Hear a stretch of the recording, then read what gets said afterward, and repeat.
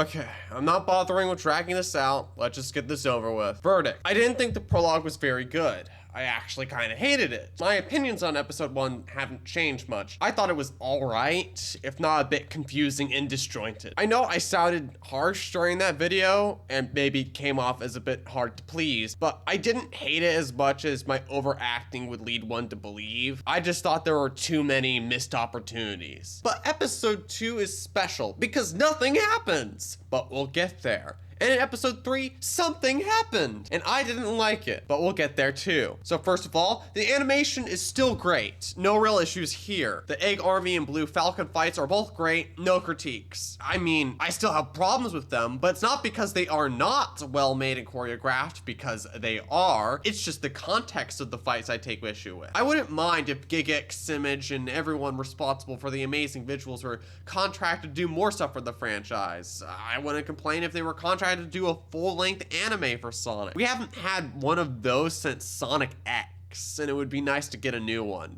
if that isn't asking for too much. Anyway, I'm gonna speed run through the remaining 2 episodes this time because there really isn't much point in nitpicking everything here chronologically for another hour and a half, so I'll just go point by point. Here we go! So at the end of episode 1, Shadow wakes up from his waking nightmare and comes to the conclusion it must be Black Doom, even though he's dead. Though to be fair, Black Doom was part of the nightmare, so Shadow probably would suspect some kind of Black Arm's involvement, and he concludes that the reason this happened is because the Ark was in view.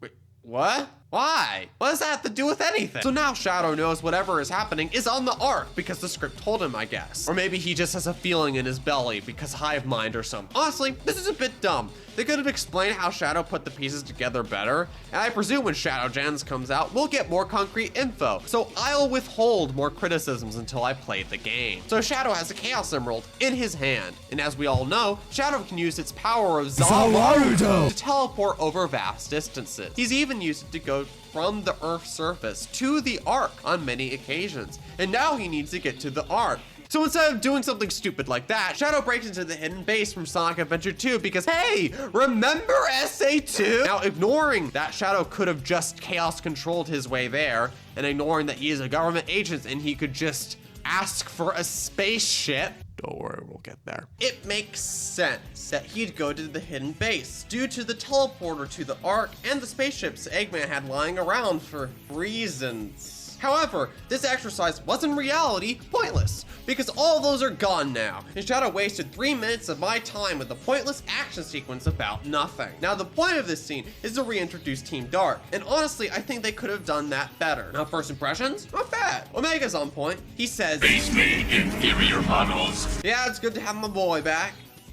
Rouge is also in this episode. Evening, handsome. And at least they got her personality right. Didn't expect to see you here. Unfortunately, this is undercut somewhat immediately after. Rouge, what are you doing here? And my immediate thought was, oh, they didn't come here together? I thought Shadow trusted them to help him with anything at this point. Just gathering some intel for Gun. Oh, so Rouge and Omega running into Shadow is a coincidence. What? Why? I convinced Omega to be my backup. Wait, are we implying that Team Dark isn't a regular thing? I'm getting mixed signals here, guys! I quite like the idea that these guys will barely ever separate from each other and did everything as a team, no questions. But I guess Ian, or whoever made this decision, doesn't agree with me on this. I mean, do we ever agree on anything at this point? What's your story? Did her voice just crack? Karen, what's going on? Nope. Save that part for later. I need a spacecraft to reach the Ark. I have reason to believe the Black Arms have returned. So, yeah. Shadow apparently got the feeling in his belly that the evil aliens that almost destroyed the world that one time, that everyone thought were extinct, are now back somehow on the Ark, and his first response is to tell no one and go in alone. This takes place on the timeline shortly before Sonic's birthday in Generations, by the way. And yeah, not only do I think this isn't in character for Shadow at this point of his life, I also have to think it's not a very great plan. Like, what happens if the Ark is a trap? Oh, who am I kidding? I know how story structure works. It's definitely gonna be a time eater trap. Hey, remember when Shadow was a mad, scheming super chess master manipulator who was always 10 steps ahead and even outstarted Eggman? Yeah, me neither. Maybe the amnesia dropped his IQ.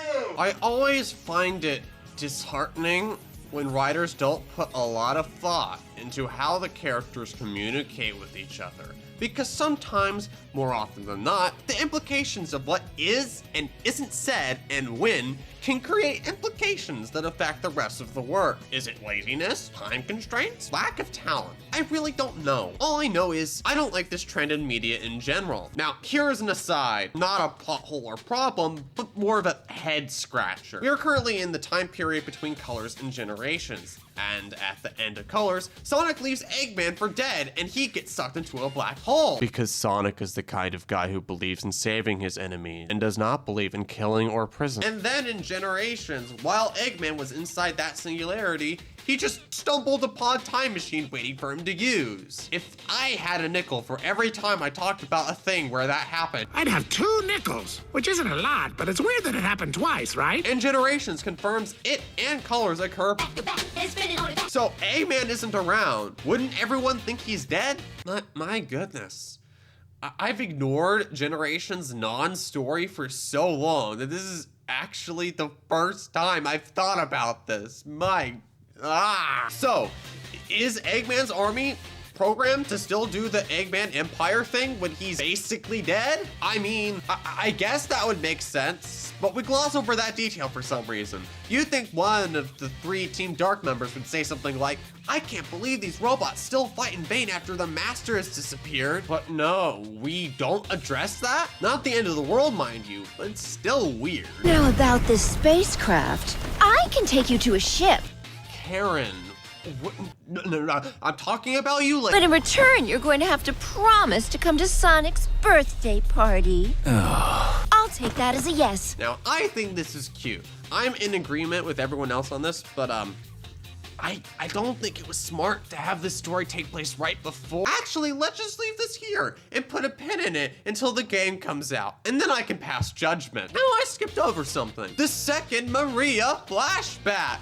Yeah, there's another one for some reason. I liked the opening one in episode 1 quite a lot, but this one is just not very good. Tell that freak to stay away from me. Ah, yes, racism. Now, I will temper my criticism slightly because we now know that these sequences are not reliable and are simply ways of getting into Shadow's head, which carries its own set of question marks, but I'll get to it. Shadow, are you alright? Maria, I'm fine. It's just the professor created me using alien DNA. The black arms, he called them. The same DNA as this larva. This ugly, heartless creature. I may look like a hedgehog, but I'm really no different than this thing. You can't just have your characters announce how they feel. That makes me feel angry. Yeah, am I supposed to feel Shadow's angst right now? I don't feel like it's working. All I can think about is the racist Shadow meme. Disgusting black creatures. Get out of my sight. So yeah, this scene didn't work for me, but Maria's speech is fine. That's not true. You have a big heart. It may be difficult for you to express it, but I know that deep down, you really do care about me, about everyone. What you do is what defines you. I know you're having a hard time finding answers, but I'm certain you will one day. Then, you'll find even more people you can trust. I'd even make the argument that if you replace the audio of Maria's "give them a chance to be happy" line with something more along the lines of this speech, that would drastically improve Shadow's heel face turn in SA2's last story. Because then his motivation for change isn't that he forgot Maria's wish was actually for world peace, but instead her wish would be for Shadow to be the best he can be. But I digress. Also, what you do is what defines you? Have I heard that somewhere else before? It's not who I am underneath, but what I do that defines me.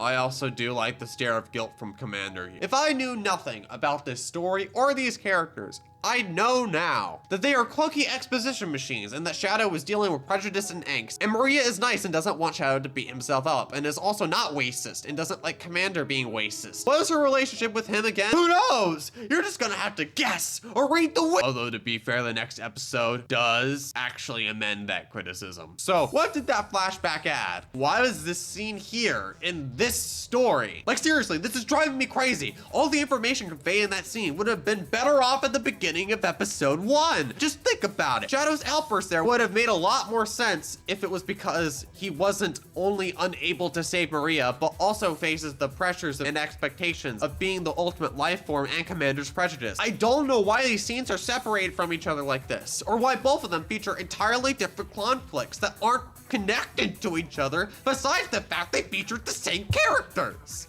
All we really did was set up Commander, which is something we could have done in episode 1. I find it bizarre that all we did was waste the already limited runtime when we could have spent that time on more Team Go. Anyway, to prove my point that episode 2 was a pointless episode about nothing, how does the episode synopsis describe the events here? Shadow's search for answers brings him into the crossfire with his allies and Dr. Eggman. Is Shadow's unrelenting quest for answers worth the cost? And what will it cost Shadow to get the support he needs? Wow, that sounds actually interesting. So too bad we didn't get that. Now Shadow is on a search for answer, and that does break him and Team Dark into Eggman's crossfire. I mean, just ignore that Eggman isn't actually around and it's just his robot. But whether or not Shadow's quest is worth the cost, I don't know how they extracted that idea from this. I really don't. It's not like Shadow's actions led to his friends getting hurt because he was being stupid.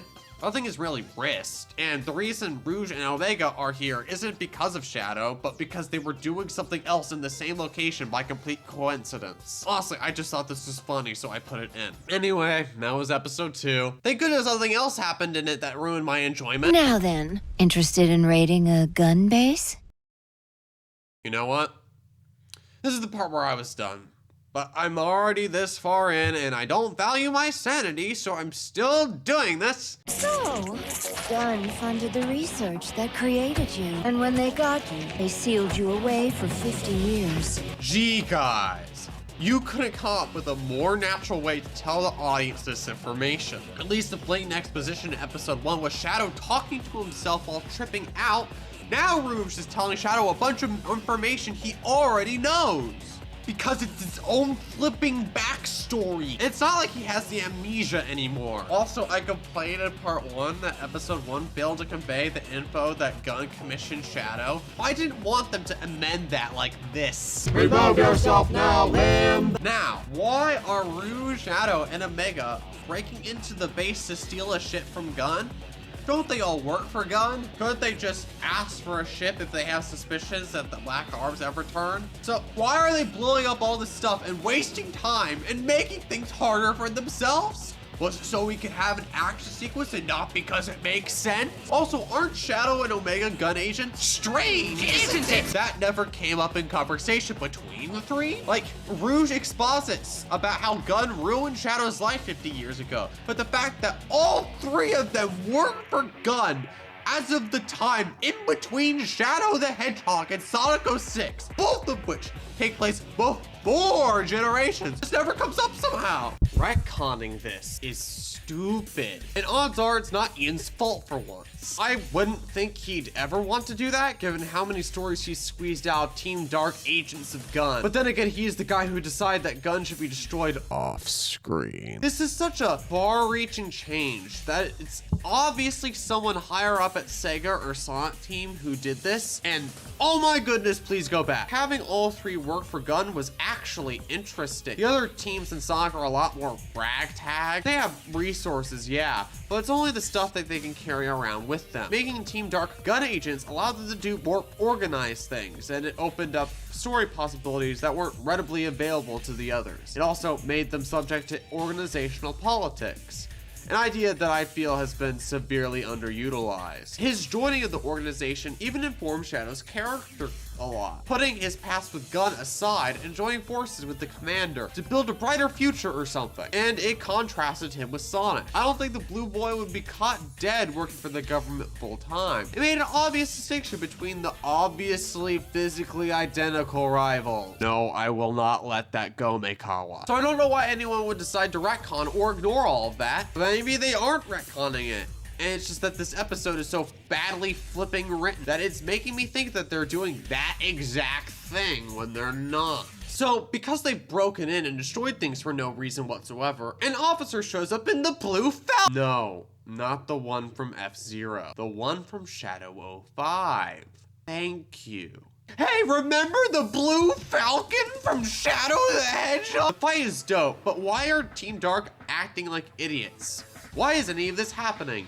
If there's anything I hate, it's conflicts that rely on misunderstandings because everyone involved refuses to act like serious freaking adults. Now, Shadow going out of his way to help the Blue Falcon's pilot with his ejector seat and save his life is totally metal and in character. So not everything is terrible. I mean, it doesn't make up for how we got here, but I guess I'll have to take what I can get. Shadow gets on board the ship they're stealing. Then they couldn't just ask for permission because I guess Team Dark watched Lightyear and thought, we too should attempt a stupid steal a ship ploy. Rouge initiates the launch sequence, but then warnings come up because the launch is unauthorized. Oh gee, who could have seen this coming? Security system then tries to shoot that spaceship down. Omega, hurry! You have to take out those guns! The blast shields are up. What do you expect me to do? I guess the different departments just weren't communicating with each other. Then Commander suddenly appears and activates the shutdown. How did he get in there without them noticing? I could have sworn this room was locked down. Okay. I guess it's nice to see the Commander again. He hasn't shown up in anything canon since 2005. No, you don't count, Chronicles. No one likes you.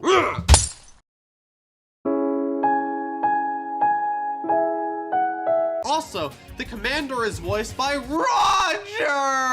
All forces stand down. Alright, I'm dropping the his name is Commander because now that name that only applied to his comic counterpart is canon. Abraham Tower! That's such a cool name. But his appearance is undercut by how we got here. Isn't it convenient that he showed up just now to bail them out even though there shouldn't be a way into the room? And that he was in this exact place right now at all to begin with? My goodness. Abe, I brought that intel you requested. Oh yeah, I forgot to mention that in episode 2 that Rouge stole some info from Hidden Base. I love mystery boxes. I can't wait to see what that ends up being about. I'm sure it will annoy or underwhelm me. And aided in the destruction of millions in gun assets. Yeah, Rouge, why did you do this? Sorry, but Shadow needed some help saving the world. And you couldn't have just asked for the ship? If that's the case, despite all that's passed between us, he saved the world from Black Doom. He should have known I would have supported him if he asked. Oh. What? My brain is frying right now. Rouge, if Commander Tower was willing to help, why did you do this? When has Shadow ever asked for permission? Great. Thanks, Dark Beginnings. You're making me write an essay on Rouge now.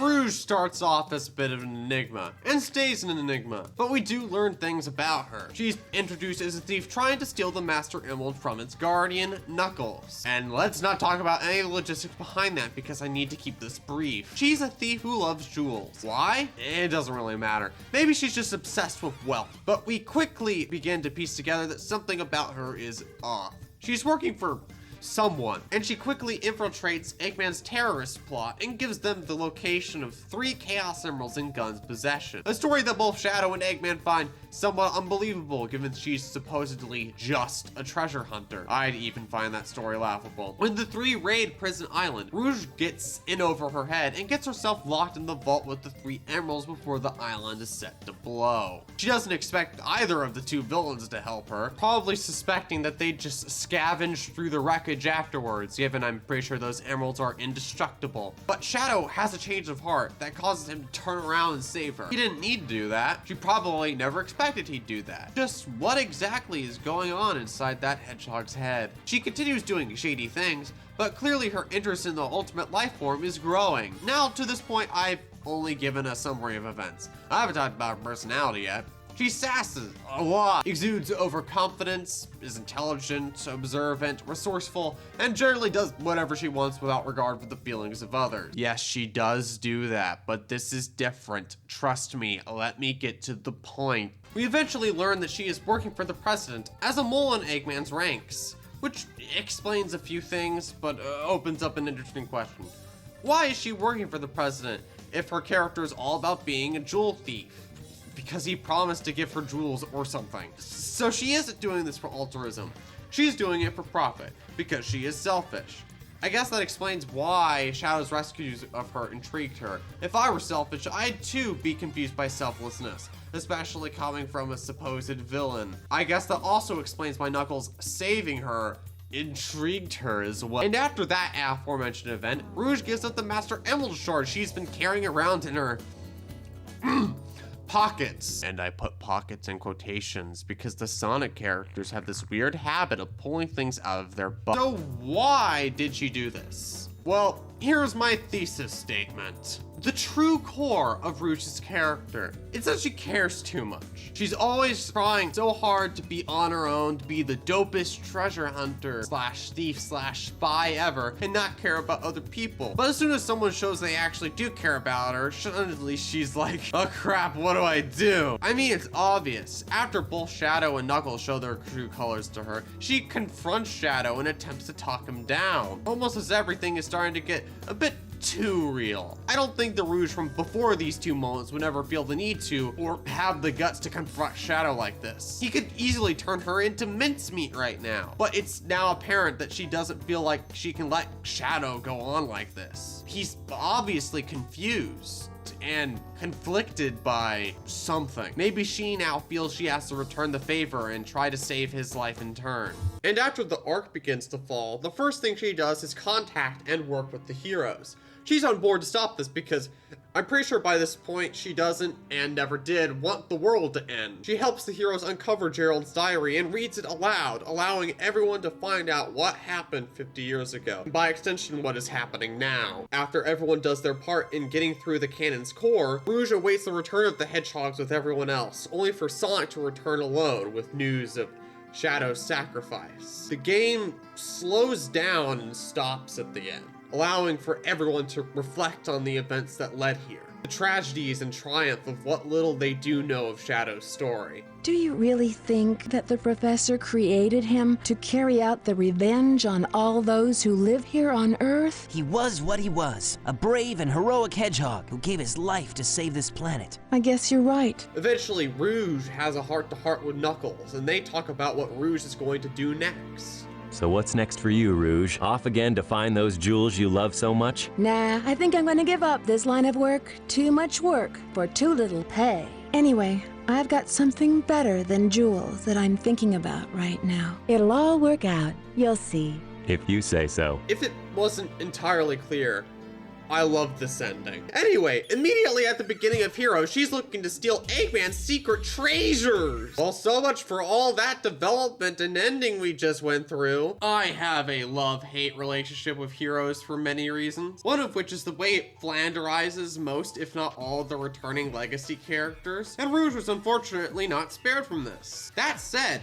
I now know all these characters can be written infinitely worse. But I digress. But Heroes is thankfully not a complete write-off for Rouge, despite my misgivings about her reintroduction. After Rouge finds and frees Shadow from his pod, and Omega decides to lose it and blow things up, Rouge talks them both down, and then spouts some clunky exposition. Yeah, the old stuff wasn't perfect either. She gets the two to band with her for reasons that aren't immediately obvious. If I were to be uncharitable, I'd call this undefined and lazy. If all she wants is to steal some of Eggman's treasures, she doesn't need their help at all. She can handle herself. She's not incompetent most of the time. But if I were to engage my thinky bits, I'd infer after the incident that just occurred, it's likely that she simply thought someone needed to keep these two in check. Omega is an unhinged killing machine, heck bent on destroying all those Eggman's robots, and has no care for collateral damage. And Shadow has amnesia, and no matter how Rouge feels about him, when he had his memories, he almost destroyed the world.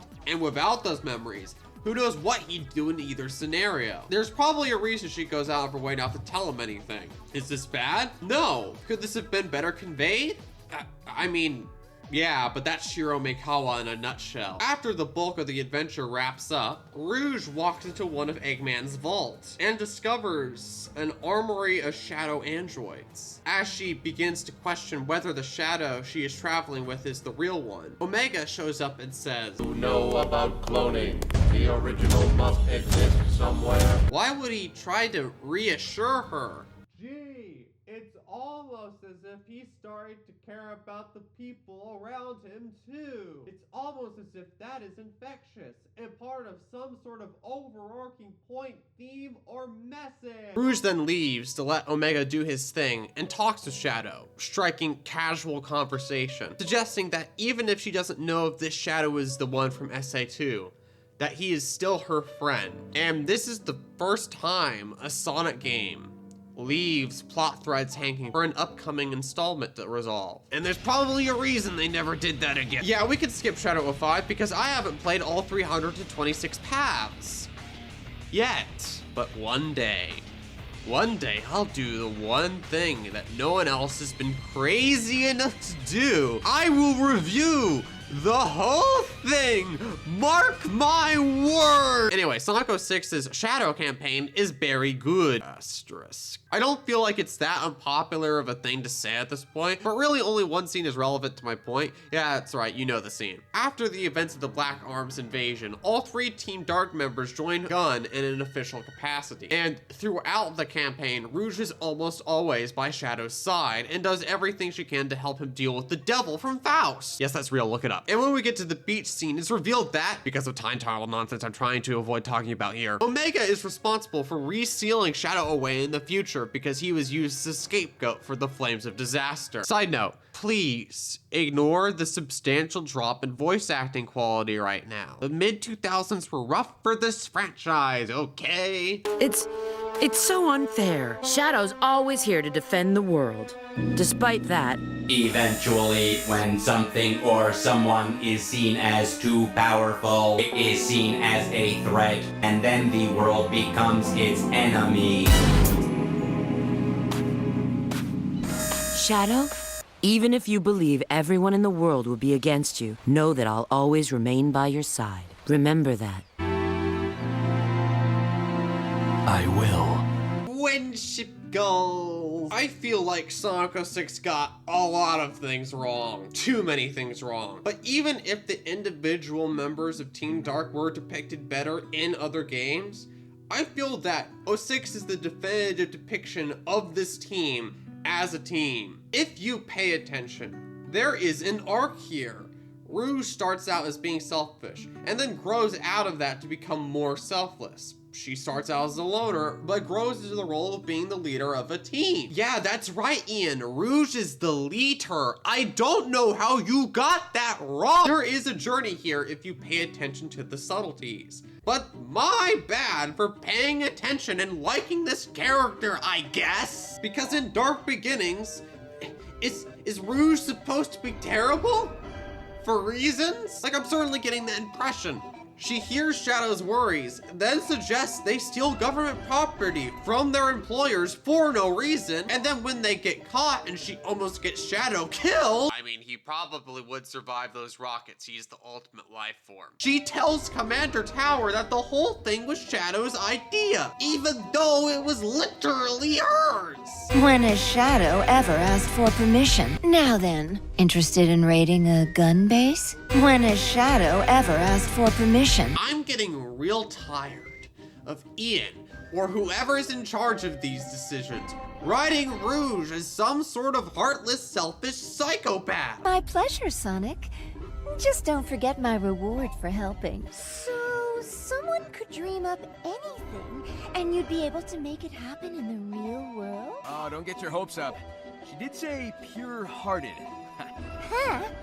What does that even mean? That was never her character before! Then again, maybe Ian just forgot what he wrote in episode 2. And as we all know, the reason we tell stories is because we're dumb and forget things. Depicting present-day Rouge as deeply selfish is something that I strongly disagree with, because she's clearly grown past that, because that's what character arcs are. I'm not saying she can't do anything wrong or shady or a tiny bit self-motivated. Sometimes character quirks can be funny, but I'd hardly call almost getting your best friend killed and backstabbing your employers by wasting millions of taxpayers' dollars a funny character quirk. So, if this is an attempt to write Rouge as selfish, what exactly would she have to gain from any of this? It's not like she gets a Fabergé chowing out of it, This is just an example of character motivations not being put in consideration whatsoever. How is she being selfish if she has nothing to gain from doing any of this? What is happening? This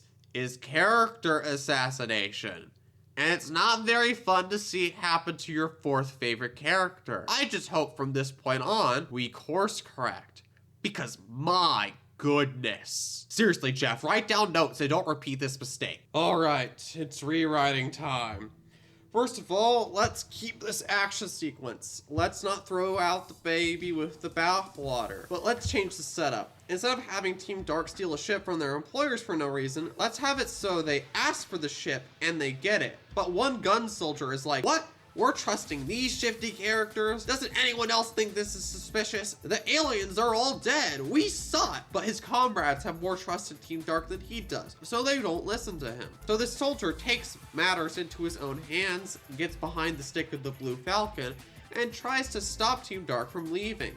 The fight happens unchanged, and when Shadow pulls the soldier's ejector, he shouts something along the lines of, "Why did you save me?" We also learn that the reason the soldier did this, and ideally this would be conveyed naturally and not just exposited, was because he had friends on Prison Island when it blew up, and his suspicions and anger toward Team Dark is because they caused the death of his friend. Well, Shadow and Rouge caused that to be specific, and he can't bring himself to look over that. This way, we don't have a conflict underpinned by misunderstanding. We tie into a long forgotten piece of Sonic history, and not just for the sake of remembering the thing from the thing. We have this soldier's conflict reflect Shadow's own past actions of being blinded by revenge and the pain of loss. We tie into the overall theme of how to deal with the trauma of your past, and we don't have to ruin the members of Team Dark by turning them all into dumb, stupid idiots. Seriously, Ian, it wasn't that hard. I even got the idea from you. All I did was steal a page out of your own book. Pulling a piece of obscure history and tying it into the present storyline is something you did all the time. Why didn't you or anyone else think of this? Back in the prologue we actually got. When has Shadow ever asked for permission? Could have talked him down, Rouge. There's only one person who could ever do that. True, and she was lost to us a long time ago. Sorry, Abe. What? Amy's not dead. She's about to go to Sonic's park. I'm joking, but still, Maria isn't the only person capable of talking Shadow down. Rouge has even done that once. This line sounds super deep and meaningful, as long as you don't think about it for longer than 5 seconds. Anyway, while going to space, Shadow starts having a breakdown episode where he's given visions of what his and Maria's lives could have been like. And yeah, it's cool. I mean, it's hard to mess up a concept like that, but still the scene was nice. And I like sappy music. Can't wait to hear the full version whenever that comes out. I'm a bit perplexed by these visions. First, they seem to be trying to re-traumatize him, but now they're tempting him or something? I guess whatever is causing these just wants to torture him? I don't know. I'll have to wait until I get to the game, I guess. Stop it. My life was taken from me long ago. I need to focus on the mission at hand. A threat lurks aboard the Ark, and I must eliminate it.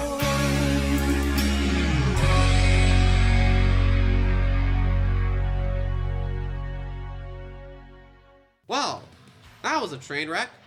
Episode 1 was just confusing and obtuse. Episode 2 was a pointless exercise in wasting time. And Episode 3 made me want to pull my non-existent hair out. And the only one I'd actively call bad. All this prologue needed to do was refresh Shadow's backstory in our minds, refresh Team Dark and their characters and relationship to each other, set up that something black armsy is inside the Ark, and that Shadow is heading there to lead to the beginning of the game. So it's beyond me that they managed to mess that up. The Knuckles Frontiers prologue was freaking fantastic, and infinitely better than the mid thing it preceded. Maybe the shorter runtime and focus on character over plot and action did it favors that just refused to translate here. But, oh well. Hopefully the game will be a step up in quality. But I'm not holding my breath. Now, voice acting. Forget that I ever said that Kirk Thornton was a miscast. He's really turning it around. I think if he keeps it up, he might become a definitive voice for the character.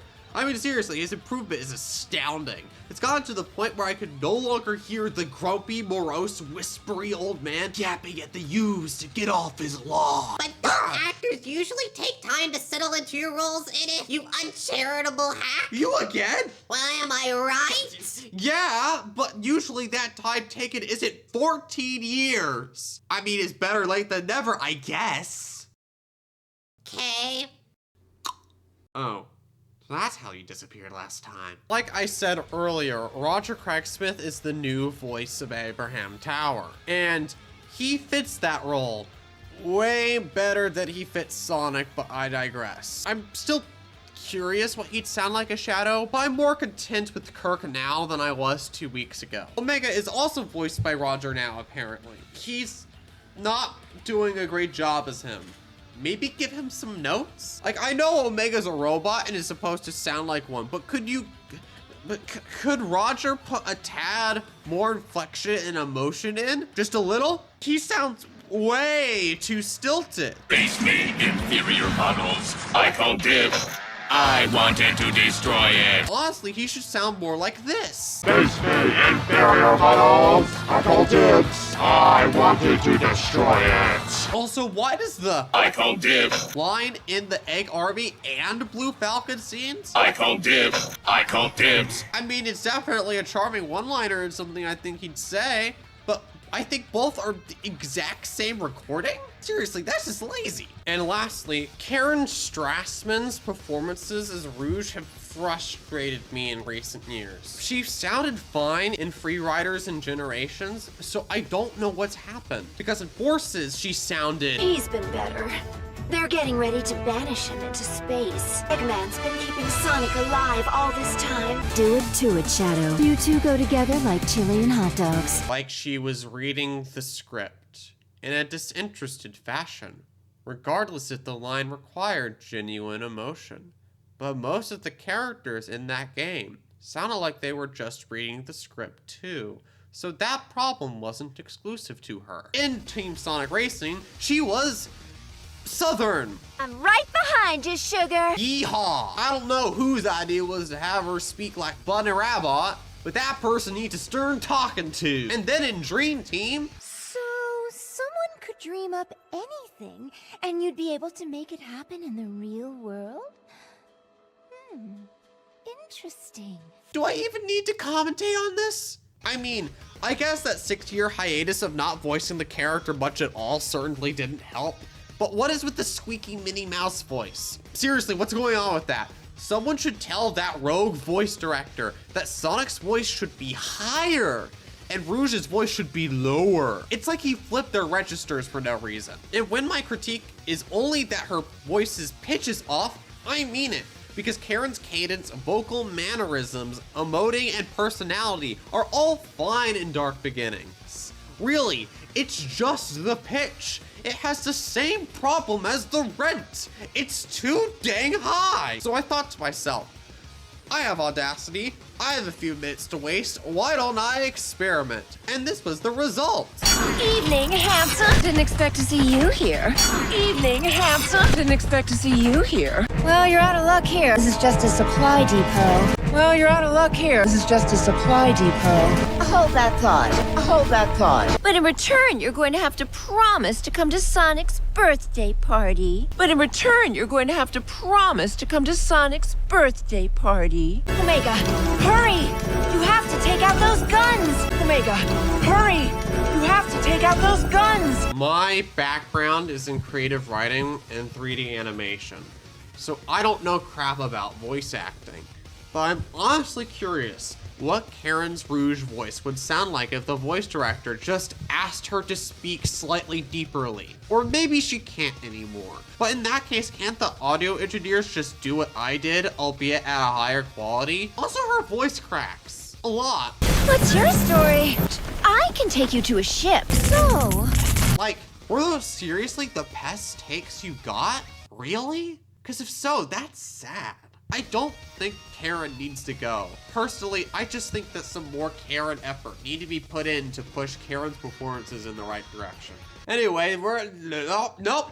So actually, as I was writing this script, Sega released a bonus ending. and all it did is make me ask more questions. So Black Doom is on the Ark, in this cocoon thing, just regenerating. Wow.